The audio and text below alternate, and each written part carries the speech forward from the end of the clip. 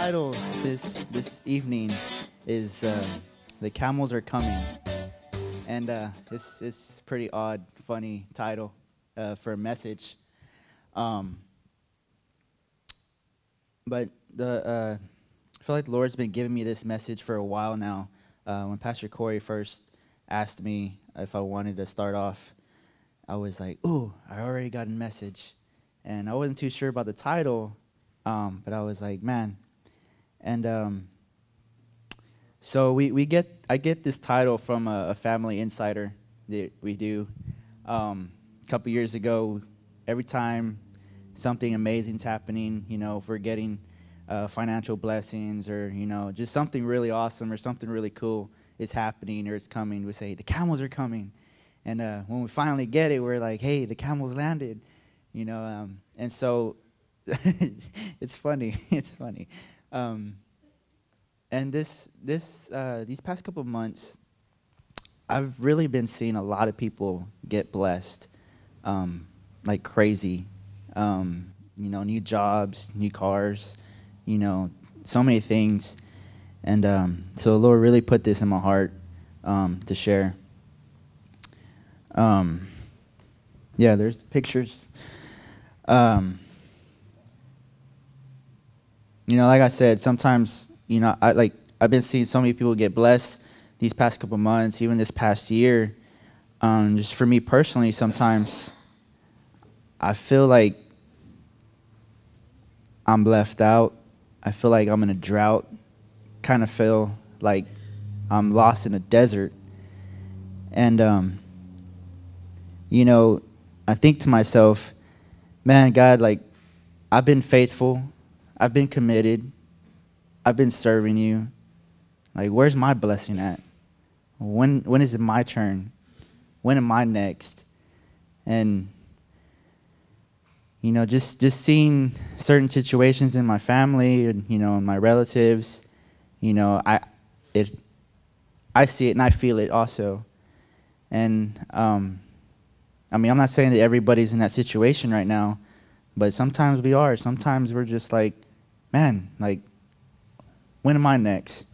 If you've ever been camping or if you've ever been to the desert, I've never been, but there's certain tips that can help you survive. And so while you're in the desert, while you're waiting for those camels to come, there's certain things that can help you hold on. And so number one, how to survive the desert. Don't panic. Be patient. When you panic, anytime you're in a crisis situation, you start panicking, it's never good. If you panic, you're going to fall in quicksand. When you fall in quicksand, you start making all these rash decisions. Well, let me go here, let me go there. Wait, hold on. You start letting your mind play tricks on you because you're in a place of fear and worriness. See, sometimes we just want to scream out like those people from the commercial, it's my money and I need it now. But it's not ours. It's not our money. It's God's. The blessings belong to Him. He just wants to bless us because He can. We need to be patient. Fun fact about camels and God. Sometimes, not always, but sometimes, they're both known to be notoriously slow. So like camels, they'll take their time. No matter how hard you rush them, no matter how hard you're like, hey, hurry up, they'll take their time. With God, it's like, where you at, God? I want you to come now. He's like, no, be patient. We need to be patient. The definition of camel. I thought this was very interesting. When I wrote this message, I was like, man, this is going to be awesome. Definition of camel. The Hebrew word comes from gamil, means to repay or requite, to return, give favor to, or pay back. See, God's already blessed us. He's already paid us back. See, we may be, okay, where's my blessing? We just don't see it. Jeremiah 17:7-8. We don't always see the blessing. No, wait, never mind. That's not the one. Sorry.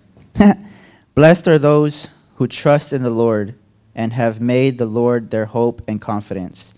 They are like trees planted along a riverbank, with roots that reach deep into the water. Such trees are not bothered by the heat or worried by long months of drought. Their leaves stay green, and they never stop producing fruit. See, as long as we keep our roots rooted into the water, we don't got to worry about any of this because God's blessed us already. But sometimes we don't always see the blessings because we're too focused looking at the drought. We let our worries blind us from the blessings coming our way or the ones already there. See, I had a problem with that recently. Most of you know that I want to be a police officer, and I applied and it didn't work out the way I wanted to. So I was like, man, well, there goes one of my dreams. There goes one of my goals. And these couple of weeks, I felt in a drought. I felt like in a waiting room. And just like, when's my blessing going to come, God? Like, it's not what I want. But see, I was too focused looking at the drought. I wasn't looking at the blessing that he was giving me.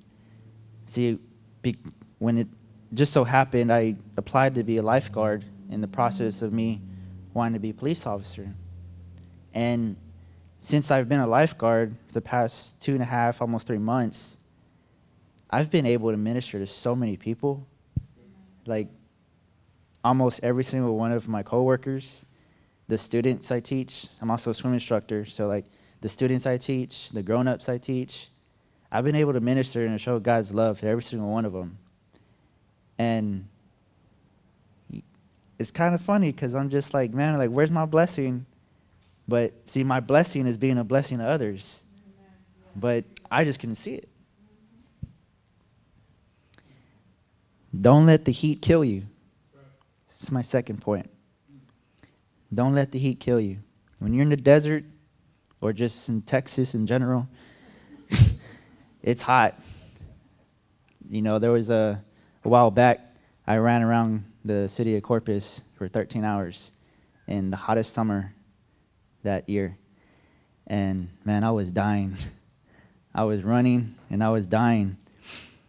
But one thing God showed me was when you're running in the heat, don't follow the illusions. Don't look at the mirage. You know, to me, those are the enemy's lies. Don't allow the enemy to put pictures in your head, saying this is where you need to be. This is where you should be. But you know, God has something for you over here. But you're so tired. You're so weak. You're so thirsty. In that desert, the first thing you see is this picture. And okay, let me go there. Don't run to the first thing you see. You know, me and my father kind of talk about it sometimes, and you know, he wants to have a business, and we're gonna have that business. And sometimes we struggle. You know, sometimes the jobs are not as much. And there's been people who ask him, you know, why don't you just apply for a job? You know, why don't you just do this for the meantime? And I get what they're saying. You know, we don't want to be dumb about it. We want to be wise about it. But at the same time, it's like, don't be too quick to run to that mirage. Don't be too quick to follow those illusions. See, you want that business, you got to go after it. Don't get stuck in this one, because this is not the one he has. It's that one. And so, I know it's hard to be stuck in a desert. I know you get full of fear. You get full of depression. Just me, general and personal. I mean, whenever I felt, God, like, where's my blessing at? I get depressed. I get worried. I get angry. I get upset. I start kind of drifting off to those illusions, missing what God has for me. But then I got to remember, I'm not going to fall in that quicksand. Isaiah 41:10. Don't be afraid, for I am with you. Don't be discouraged, for I am your God. I will strengthen you and help you. I will hold you up with my victorious right hand. I know sometimes you're in the desert, there's coyotes chasing you. Pick up that rock and shatter their teeth. I know sometimes you're thirsty and you want to run to that mirage of water. That's a lie. I know sometimes it's dark and it's cold outside, and look at the stars. Most importantly, just hold on, because your camel's coming. Fun fact, another fun fact. Camels have a storage of water in their hump.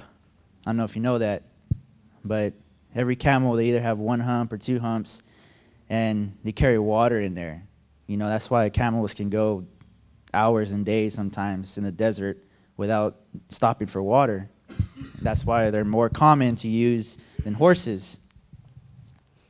See, horses, you can get them to run as fast as you want and get them to get on time as much as you want, but as soon as they're done, they're going to die. With camels, it doesn't matter how hard you push them, they're going to be stubborn and tell you, nope, be patient, wait for me, you know. So what's your camel carrying? What's your camel storing? Everybody has their own camel. Everybody has something that they're waiting for, that they know God's going to give them. Whether it be a house, a job, money, car, in my case, a wife. But I forgot to take that out. When I see a camel, it's bringing gifts. It's bringing cargo. It's bringing supplies. Everything I need, that camel is bringing. God will supply all my needs.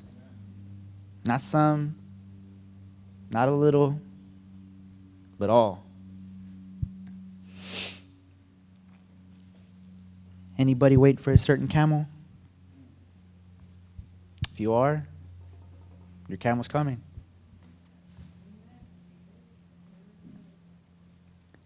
The significance of the camel, according to the Bible. See, I thought this was really cool because for years, me and my family have been messing around that joke saying the camels are coming. The camels landed. See, but I don't think we really knew what that meant. As I was doing this sermon, writing it down, studying, I looked up the definition of camel, found that out. I read a whole bunch of scriptures on camels. And you know what the camel represents? Wealth, riches, prosperity, a whole bunch of other cool stuff. In Genesis 32, verse 15, I'm reading from the New Living Translation. I like to call the New Lit Translation. It speaks to youth and young people. It says, Jacob stayed where he was for the night. Then he selected these gifts from his possessions to present to his brother Esau. 200 female goats, 20 male goats, 20 ostriches, 20 rams, 30 female camels with their young, 40 cows, 10 bulls, 20 female donkeys, and 10 male donkeys. I don't know, but that's like 3 farms right there. Man, see, when God sends the camels, he's going to send more than that. He's going to send more than what you expected. I mean, That's a lot of cattle right there. That's a lot of animals. That's a lot of meat. Also in 1 Kings chapter 10,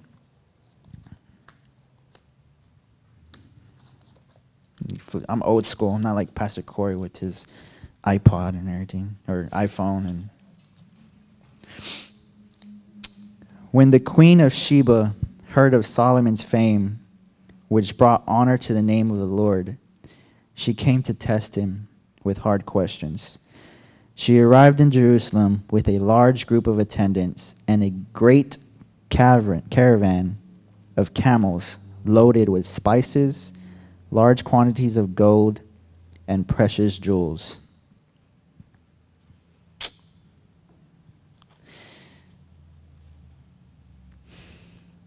See, what happened with that story was the king was, an authority, and she wanted to ask him questions about who he was and what he was going to do.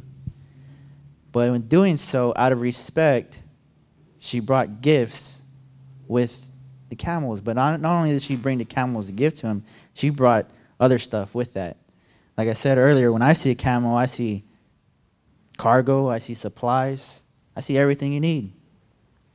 That's what she did. In 2 Kings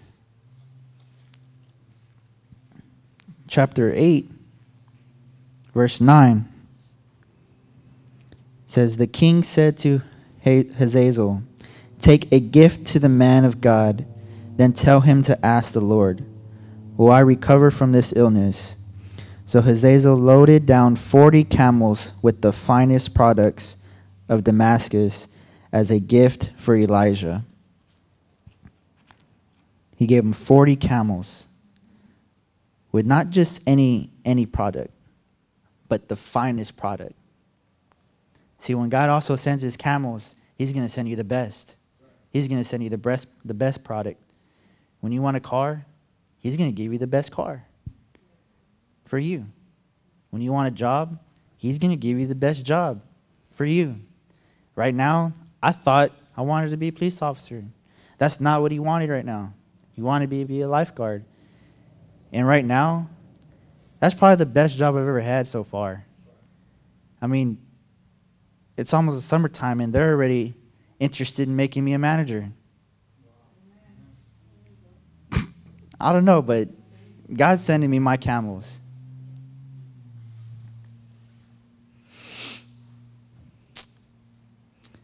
I read all those scriptures, and I see all the blessings they have.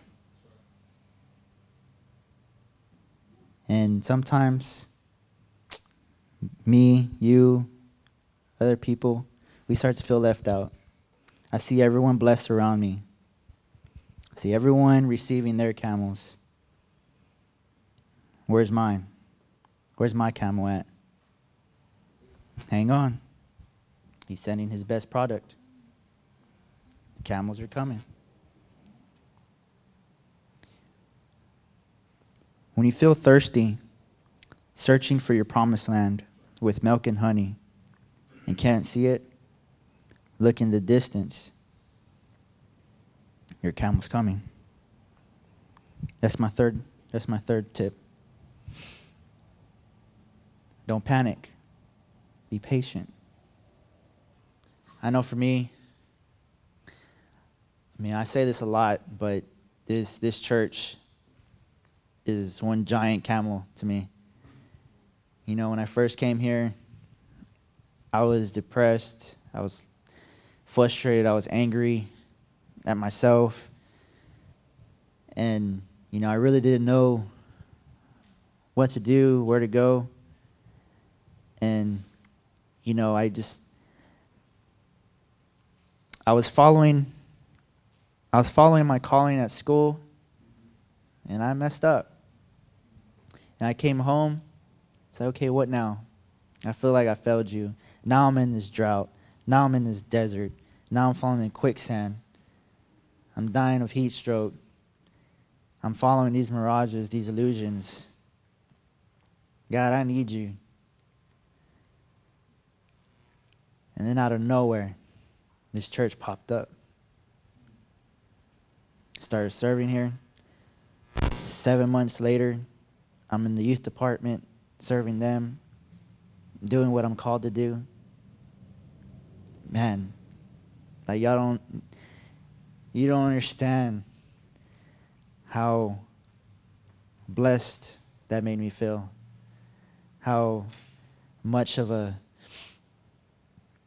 stepping stool that gave me. I mean,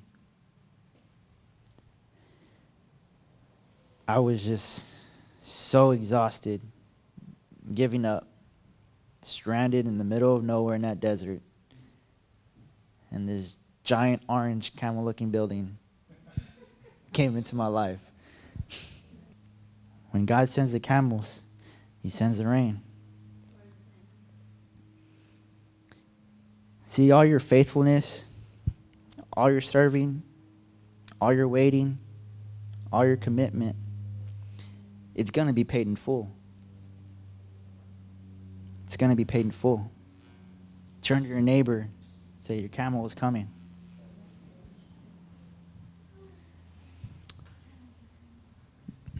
My favorite meaning of this, I don't know if you saw earlier the word requite. It comes from requited. And there was a definition where it talked about love. And it says to respond in love. The quit and requited is a verb meaning for set free, discharged, and repay. All your financial burdens, all your financial needs, you're set free. All your worries, all your struggles, all your problems, they're discharged with. They're gone. They're done with. All your faithfulness is being repaid. I don't know, but camels are coming into this room. And they're following into your home. They're going to follow into your workplace. They're going to follow everywhere you go.